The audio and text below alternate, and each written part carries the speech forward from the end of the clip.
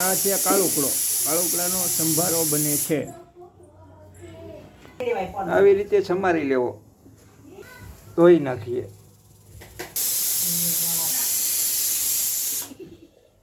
રીતે લોઢી મૂકી તેલ મૂકવાનું.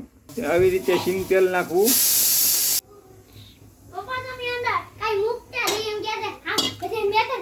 તેલ ગરમ થાય હવે રાઈ જીરું થી વઘાર કરી નાખીએ. થોડી હિંગ નાખીએ.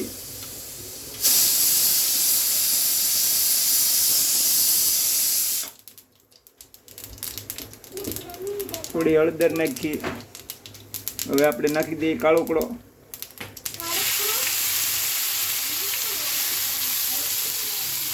પછી આવી રીતે ચડવા દેવાનો.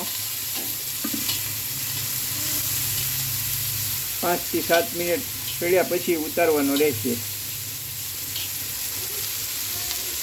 5 મિનિટ આવી રીતે ચડવા દઈએ. સ્વાદ પ્રમાણે મીઠું નાખીએ.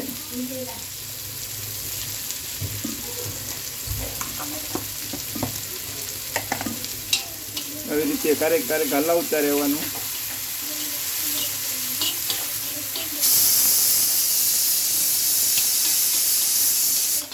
સંભારો બની રહ્યો છે.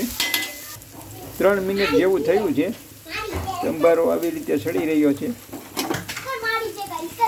જોઈ શકો છો.